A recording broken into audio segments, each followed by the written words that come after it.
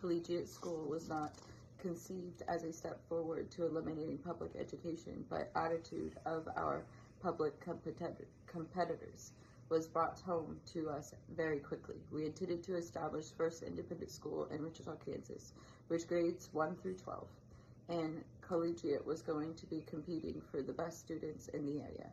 We invited parents to compare Collegiate to the local public schools to shop around for the best buy. The reaction of public school officials was one of outright hostility. The state has the right to educate children, said some. Most parents don't know what's best for their children, said others, and trained professional administrators do know. The animosity was understandable within the laws of nature. These people were fighting to protect their livelihood.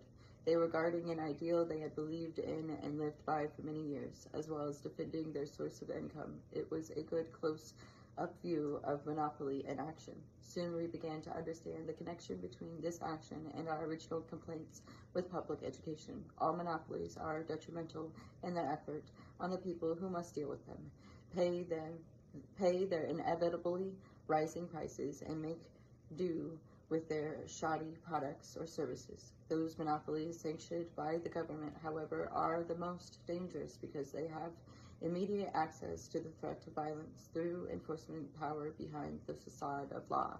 The public school system is a perfect example. The government wants people to think of the system as free public schooling. We all know the schools are not free. To the nation's taxpayers, they are not free. To the child who has sit in the classroom 7 hours a day, nor are the students or parents free to decide whether or not to attend. The idea of providing universal education through use of public funds rests on the premise that many parents who want education for their children cannot afford proper schooling. As soon as public education got underway a century ago, however, the state found that many of the same children, those whose parents supposedly could not afford schooling, really did not want to attend school, even if it was free.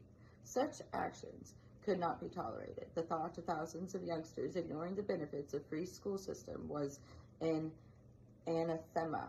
Okay, hold on. Ooh, there it is.